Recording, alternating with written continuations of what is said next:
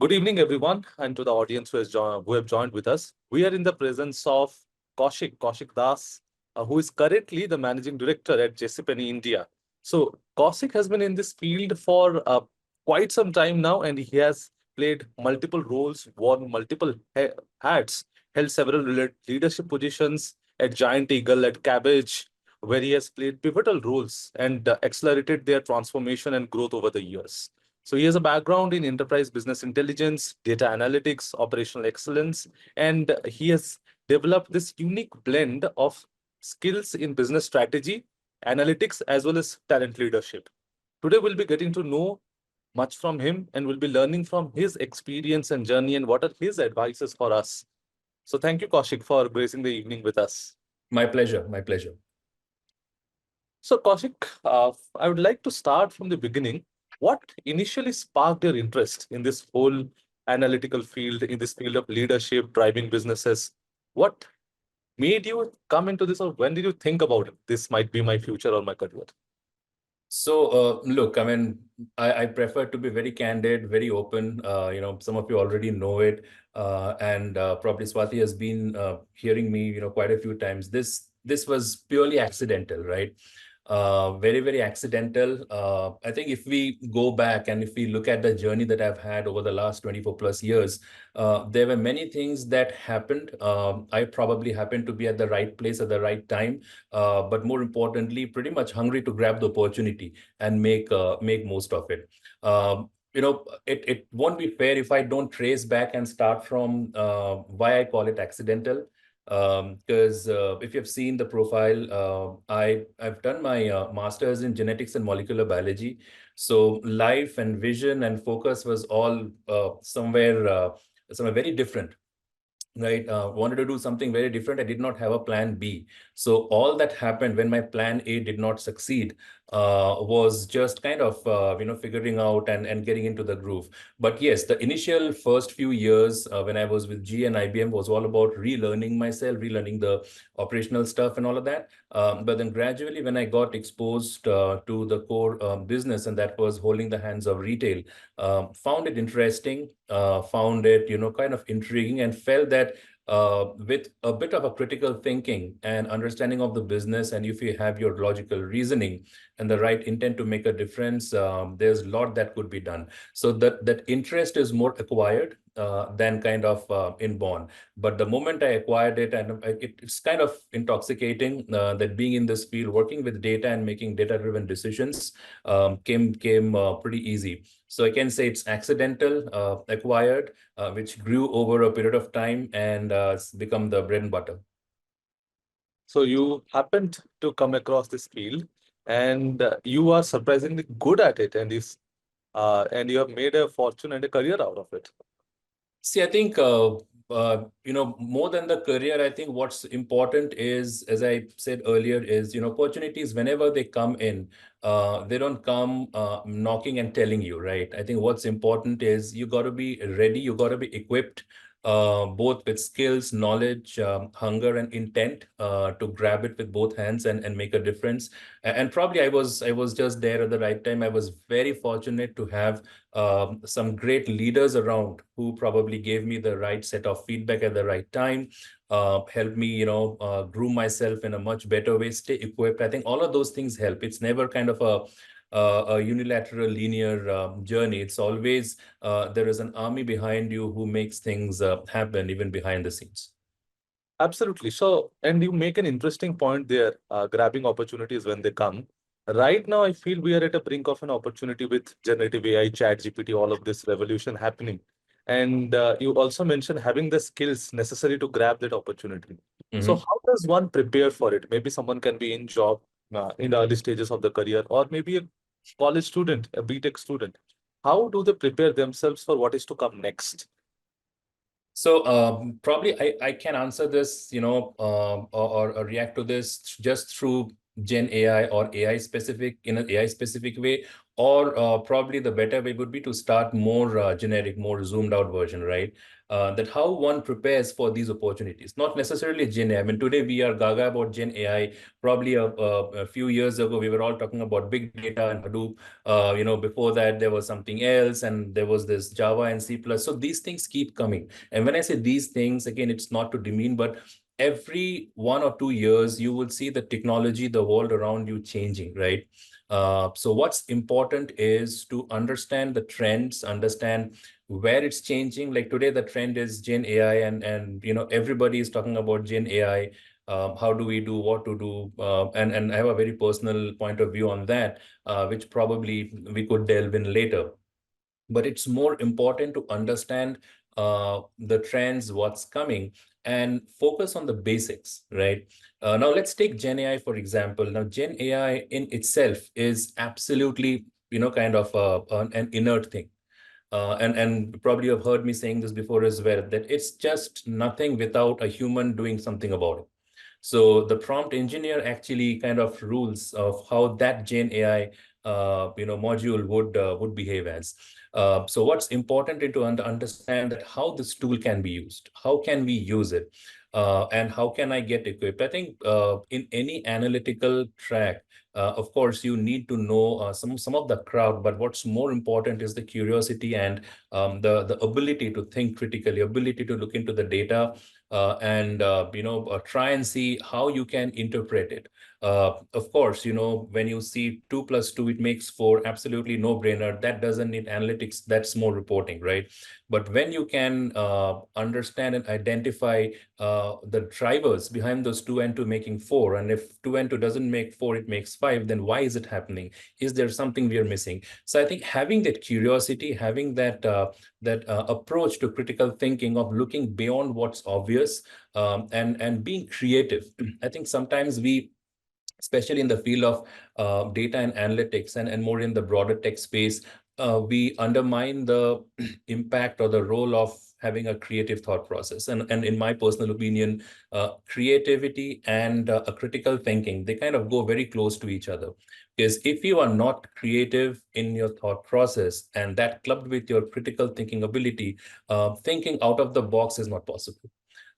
You will still continue revolving around the box, thinking around, okay, you know what, 2 and 2 always makes 4, so that's it. There cannot be anything else beyond that, right? But when you start looking beyond that, you know what else can happen? And that's not already written. That's something you're looking at, something, it's still pretty ambiguous.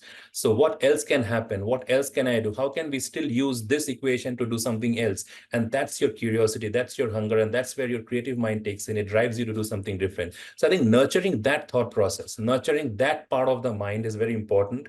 That keeps you hungry, that keeps you curious. And then there are a lot of other things as well. But essentially, if you go back to the point, I think the question was like, how does someone prepare?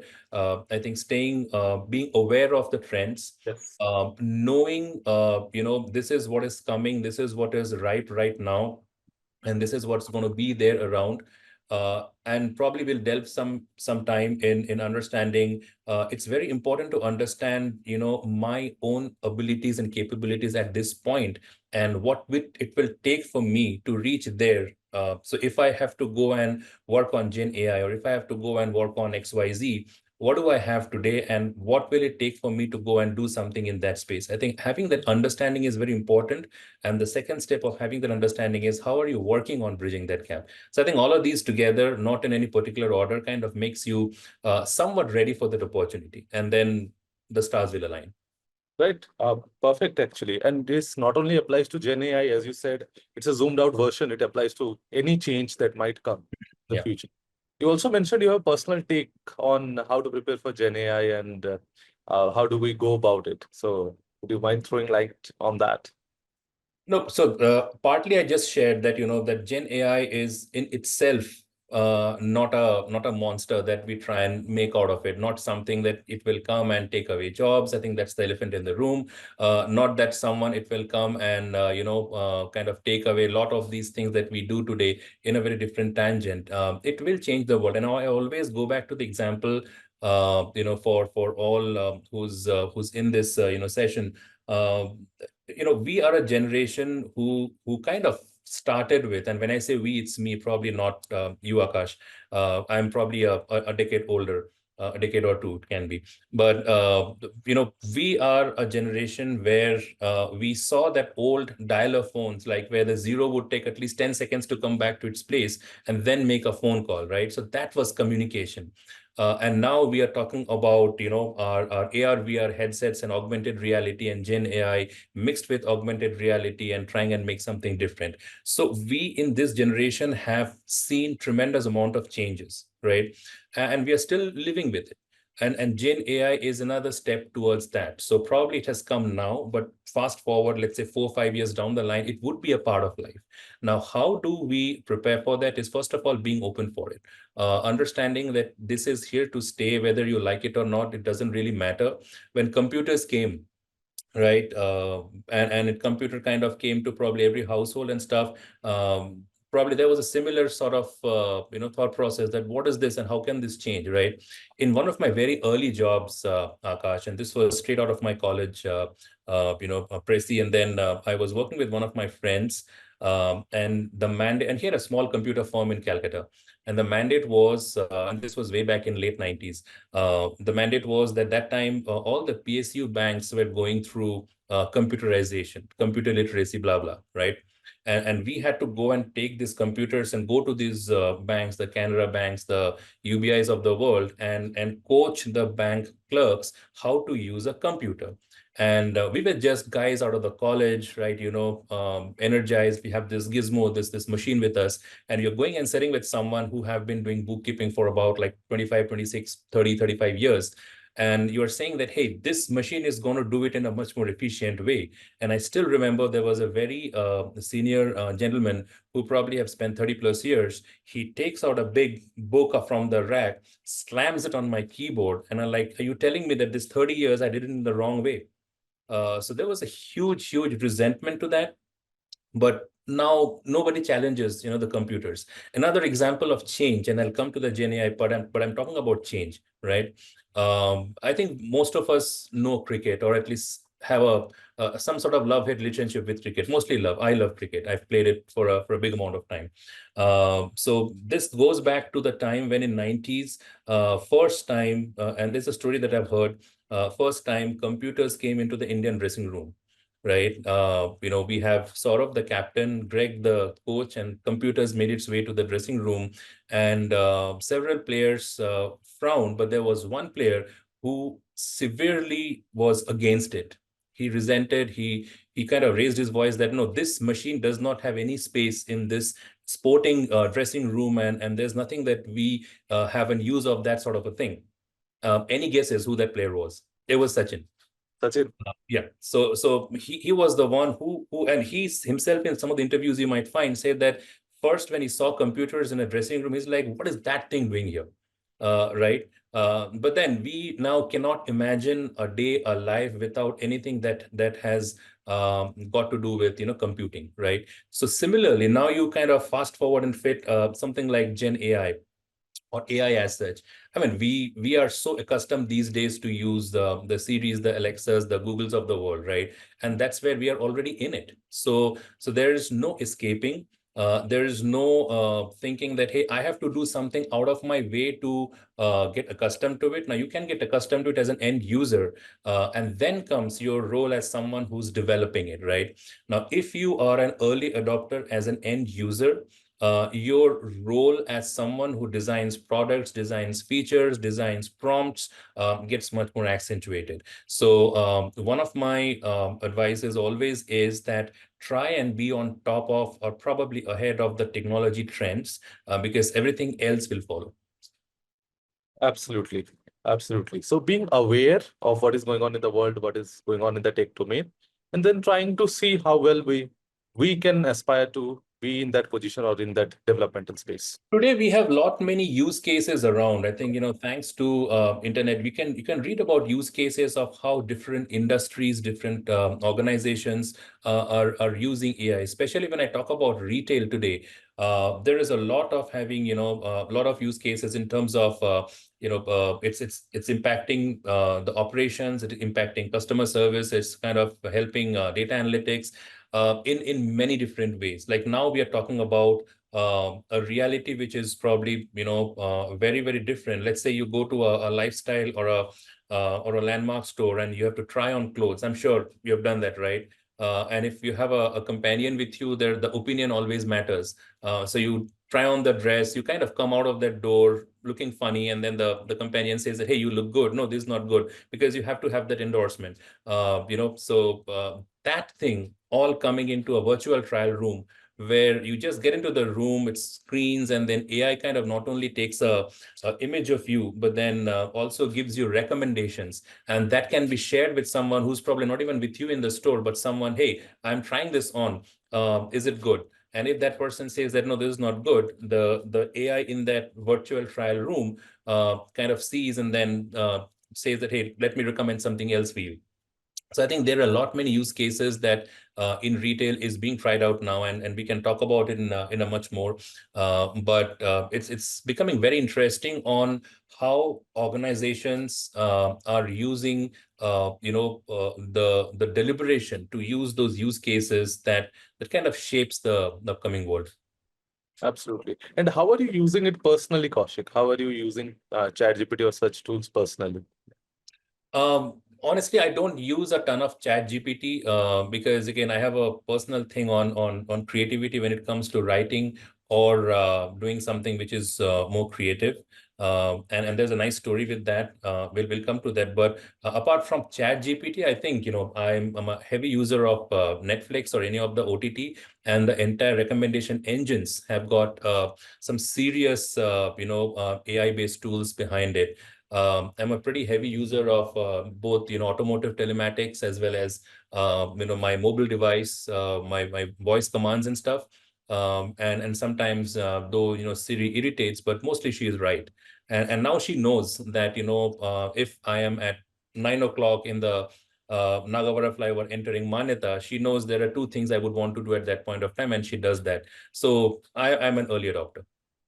Oh, wow. That sounds like a good level of integration of AI assistance, especially in your life.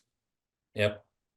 Uh, I shop a lot at Amazon, and sometimes the recommendations really help. So I think, today in our world, whether you are shopping online or you are kind of, traveling somewhere, Google these days, I don't know if you have seen Google Map these days, gives you the road recommendations, like this is your route, and also how much percentage of fuel efficiency you can have if you're taking that route at that particular time. And that's an amazing amount of data crunching yes, in real time again. in real time. Yeah, that may essentially AI is assisting our lives, making it easier, right? Along as does every technology that has come along. Mhm. No, absolutely. I mean, see, we can go on talking about use cases. We can go on talking about various things, but the thing is, especially, and since I come from let's say a retail space, what matters in retail, whether you are a general merchandiser or a supermarket or a specialty fashion retailer like ours, what matters at the end of the day is customer experience, right? And in a more serious business scenario, when you're talking about AI or even data analytics as such, right?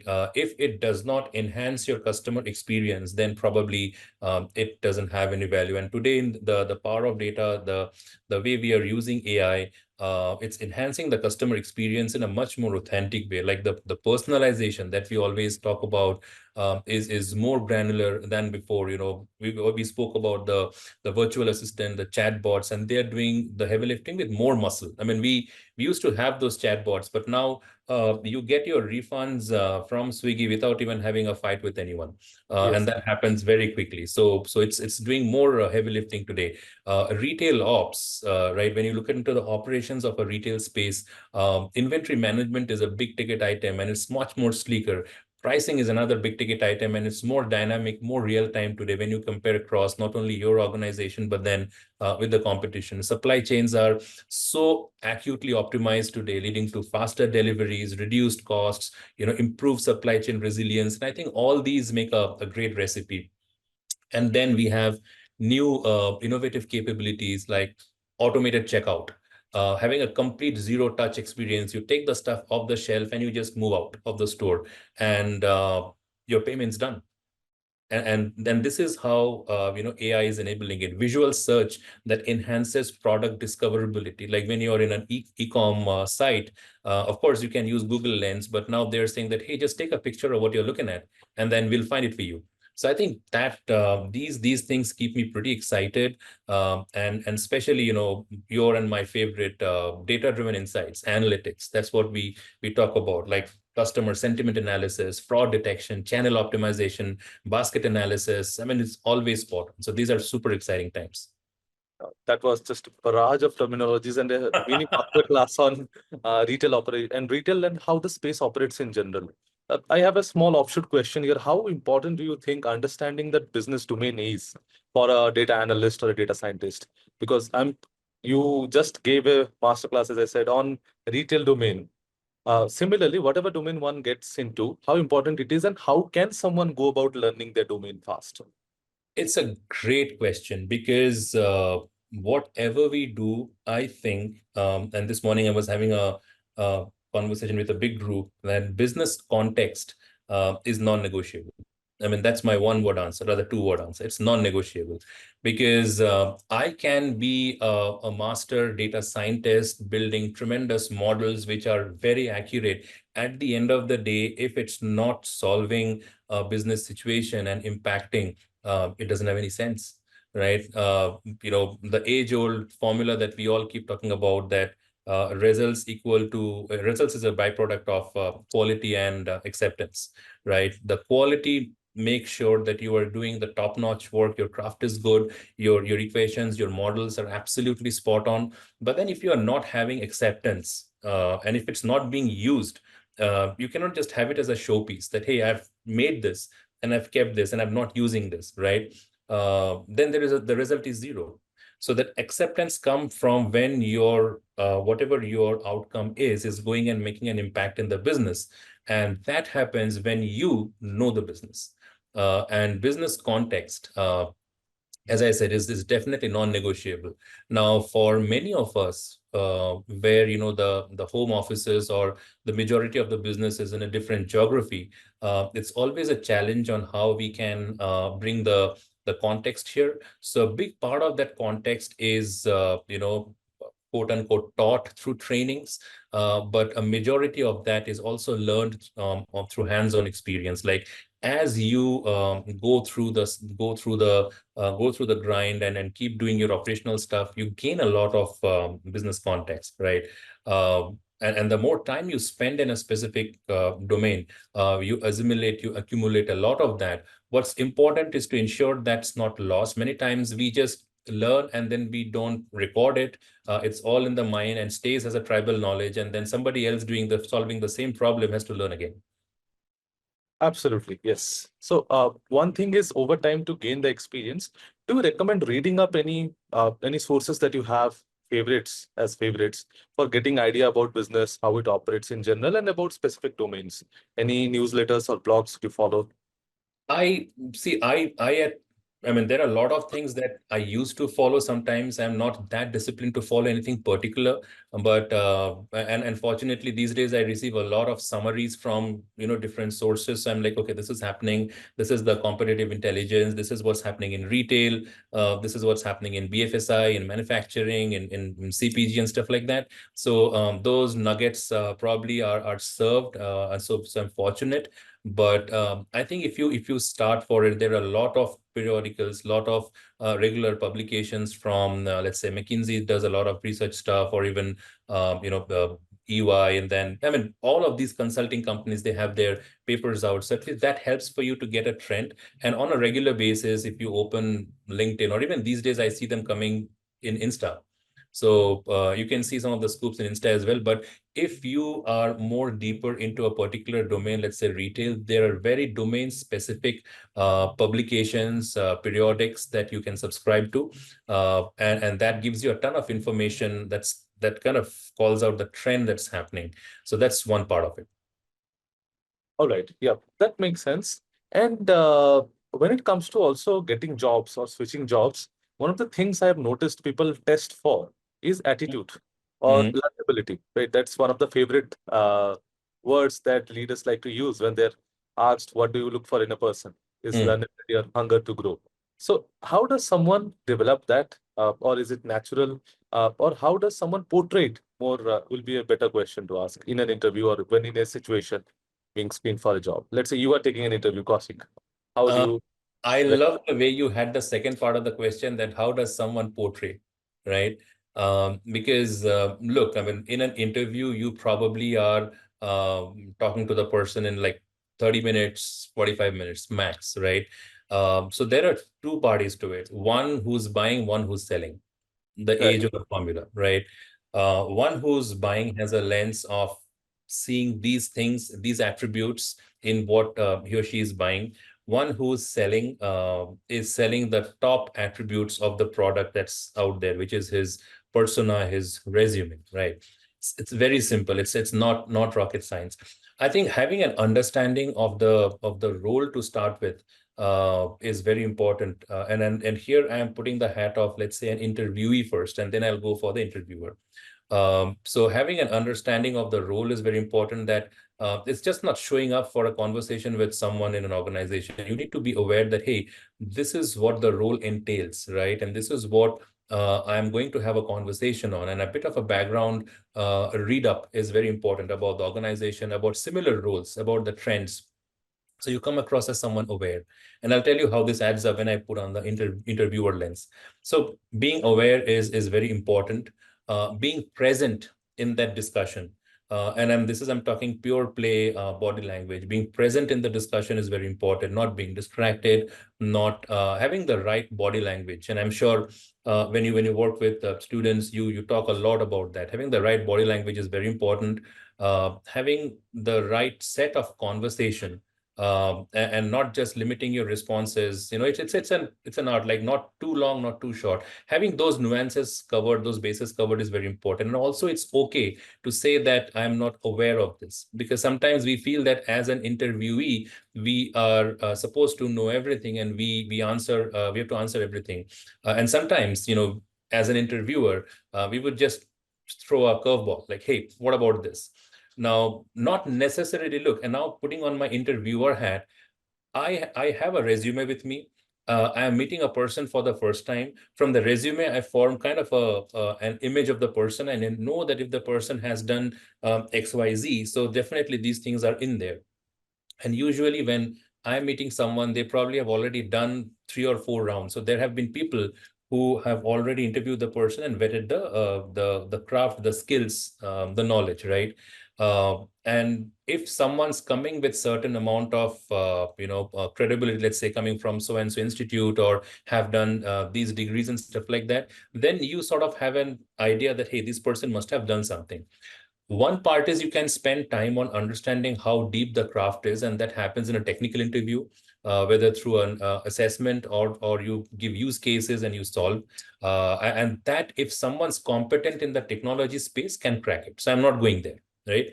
But then comes when you are sitting in, let's say, what we in a fancy way call, let's say, behavioral interviews, or culture interviews, or culture fitment, or that's where you gauge attitude, stuff like that. That's pretty vague, right? It depends on the kind of lens you have as an interviewer. And I can talk about my lens when I go for it, is just to understand the person who's joining the family. When I'm talking to someone, I know that the person's technical skill, knowledge, abilities have already been vetted, and I don't have to go in there. I don't have to go and ask that, hey, in your last job, you did this project, walk me through it. If it's something interesting, or I might just pick that up to spin something else. But what's more important for me is to understand how the person is living this moment, kind of taking the questions, handling the situation. If I'm talking about, let's say, a very, very tangential stuff, how is the person able to relate to it? Or maybe I might just ask something which is maybe irrelevant or unrelated and see the reaction of it, right? So I think those things are kind of very critical for me. Let's say I'm interviewing for a mid-level manager role. And for me, clarity of thought, clarity of, a strategic thought process, having a very articulated way of communicating is very important, right? Now, when I say articulated, it's not necessarily English. And we always have this lens that we feel if someone's not able to communicate in English, there's nothing in life, right? I have come across candidates who in interviews could not speak a single word of English, and we still ended up hiring them. And within a year or two, they have turned the tables completely, right? It's again, going back to my question, all about the curiosity, the hunger, the critical thought process, how you're in the present and how you're authentically understanding the questions, understanding what's asked of you, and just responding to it, being authentic. Perfect. And I love two phrases that you used over there. First, you use the word family and not your team members or people who report to you. That's a very important distinction for people to understand. In work, to treat it as a place of belonging. And then you talked about living the moment. So probably that's the answer to how you portray your interest or your hunger for the role. Right? Yep. And look, it's a 40 minute discussion, right? Not every question or every conversation or every interaction, every dialogue will be spot on. The moment you say something as an interviewee, you would know that, hey, I just opened my mouth too early and I have said something which I shouldn't have. And you need to move beyond. You need to just move on and then that's what I mean by being present, right? Being in the moment. 10 minutes ago, you have said something and that was a complete, not so a right thing to say. But if you keep thinking about that, your next 20 minutes are going to get messed up. So you've got to live the moment. It is just about, and I've played cricket a lot, right? I've said it's just about the batting. Like you cannot have the previous ball in your mind. It's done, it's gone. It cannot come back. Play the next ball to its merit. Perfect. Yeah.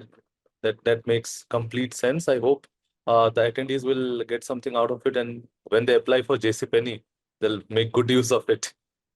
And look, I always, and see, one part is the interview, but I also take coaching for folks who interview in senior leadership levels, because there is a big cohort out there who are very traditional still. Goes with a set question. Okay, tell me about a situation when this happened and how. That's very hypothetical, right? And if I'm smart enough, I can always cook up an answer and come. But I think it's more important to than testing to understand the mindset, like the head on the shoulders, and what sort of mindset the person is bringing onto the table. And in my journey, Akash, I've come across many folks who I have interviewed were way far more qualified than me, with a lot of medals, and brought tremendous amount of credibility to the table from their body of work. But while speaking about certain basic values, because at the end of the day, you are joining the family, you have to work with others in a team. And for me, that mindset is very important. The mindset of seeing it and owning it.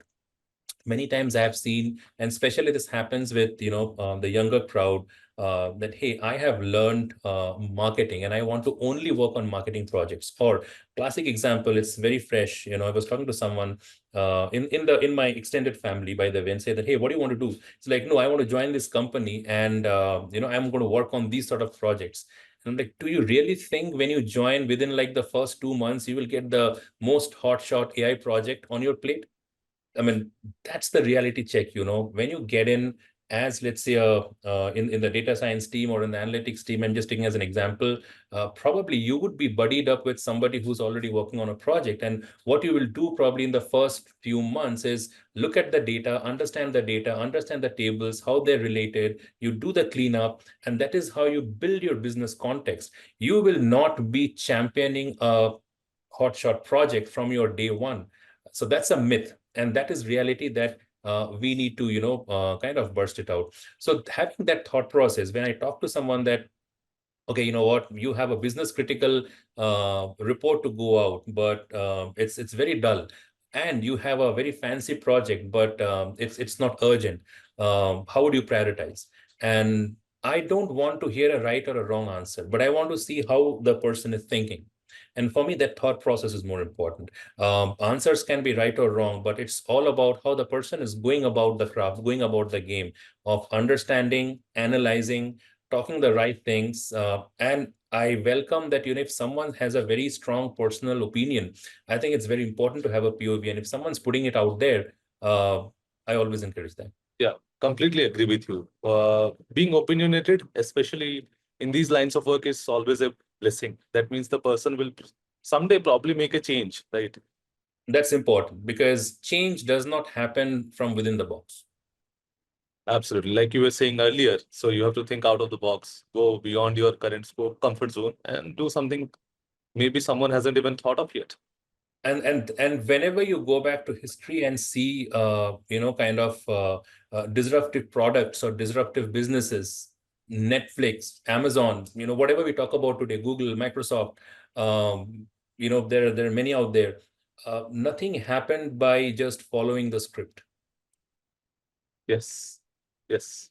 One of the cricketing examples, if I may add on here, since you and I both are a fan of cricket, is IPL.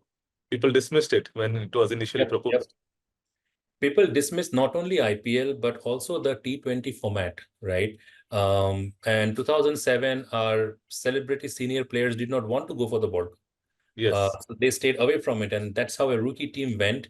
And all they had is the attitude that, hey, we'll go, we'll enjoy, we'll try and do our best. There's a new format. We are fearless. We don't know. There is no there is no predecession before us that we have to do it like this. You go and play fearlessly, and I think till date that 2007 T20 World Cup is probably one of the best tournaments that we had, apart from the 2011 50 over thing. And we haven't won after that, but then of course we realized the potential. It was turned into a business, and then the whole IPL story. But you're right, absolutely. So you have been mentioning your work colleagues or your work teammates as your family. Do you distinguish between your work family and your personal family? And if so, how do you manage this work-life balance? So in today's world, and this is a very personal opinion again, Akash, I don't think anything like a balance exists. It cannot be a balance. A balance kind of sways both ways. And today, with so much of digital footprint in your lives, right? You cannot just balance it. You have to integrate it. So the word is work-life integration. That's what I feel. And few things have to align. You know, there are some who do it, in a much more better way than me in terms of keeping it separated together. But I have tried to keep a very sweet spot of my family, who's very supportive, who understand what I do, and that whenever I need space, and also my work, which is very flexible, where it allows me to take up the chunks of spaces I need for my family. And then it's up to me and my accountability on how I use these two sets of flexibilities and kind of bind them together, right? I'll give you a small example. Of course, I work with different geographies, both India and US, and there are connects that gets lined up through the day, through the India daytime and through the US daytime. So a few things I try and do to keep not only this integration more sane, but also to keep my own sanity is I definitely spend my time in my India part of the day, undivided, talking to folks and doing what's needed locally, moving things, right? And then there is a long evening as well. But I do make sure that in between that long day and the long evening, I do spend some time with my family. That not only gets me energized, but helps me, stay focused, kind of de-stress and get ready for another like 2-3 hours. And that's very deliberated. Another deliberated thing that I do is after 10 o'clock in the night, all my devices, and I'm a very big tech geek, so I have like multiple devices, all scattered. Everything goes in DND. So after 10 o'clock, by schedule, again, AI or virtual assistant comes into play, but every electronic device that is there goes into a do not disturb, so that after 10 o'clock, I am not kind of, if I have to look at something, I have to make an effort to look at something, but I don't have prompts screaming at me.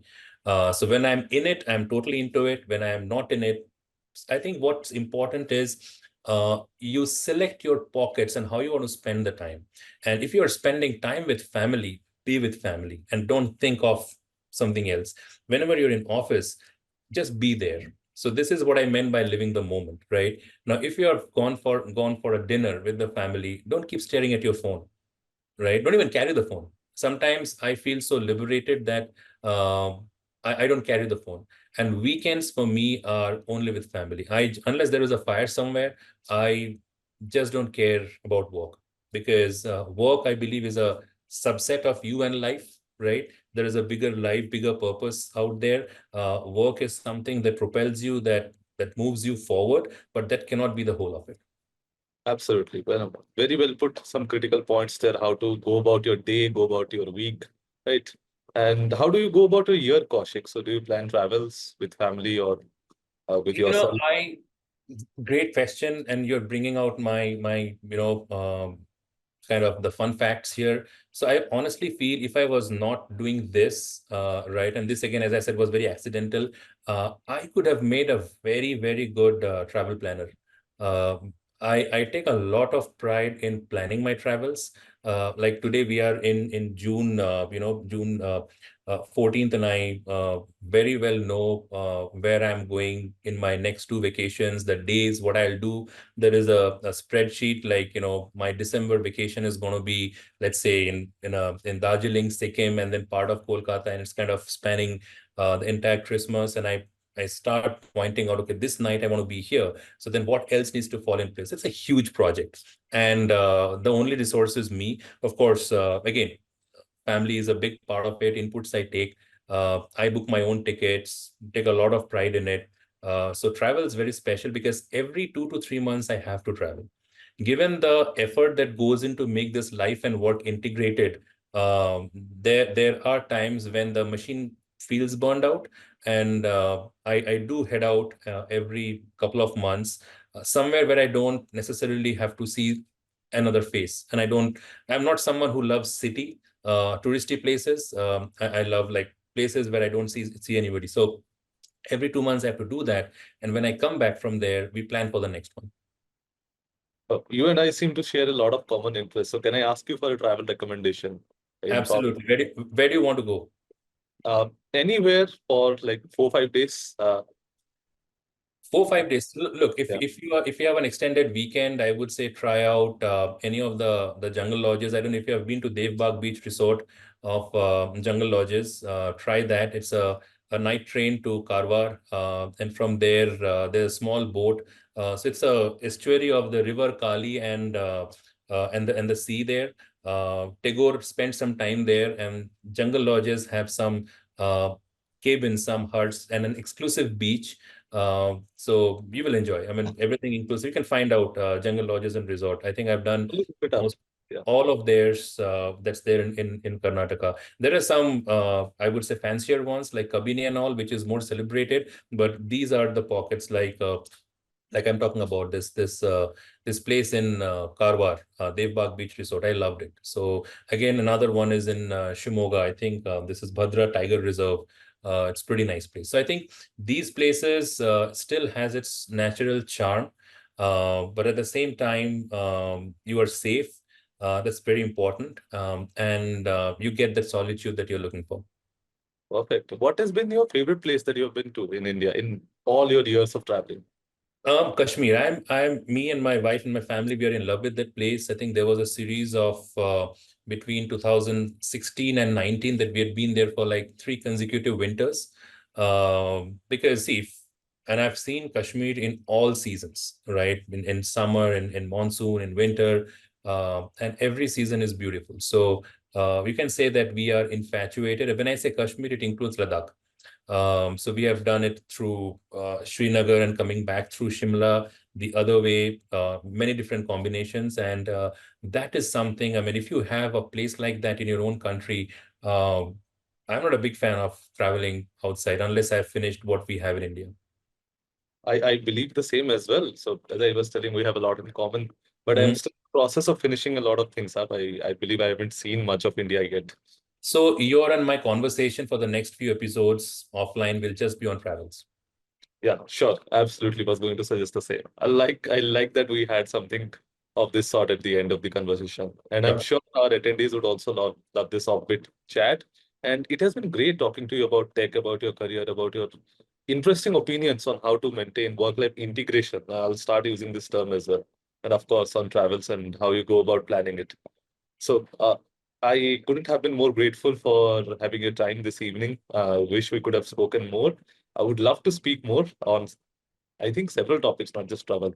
And I wish we can get together on such a conversation again on a Friday evening or a Friday afternoon.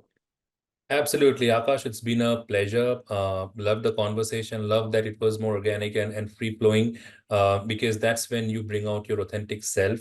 Again, as we wrap, I think for the 10 days, again, my recommendation would be that whatever you do, it could be an interview, it could be a project, it could be spending time with your family. Just be there in that moment and be authentic to that moment.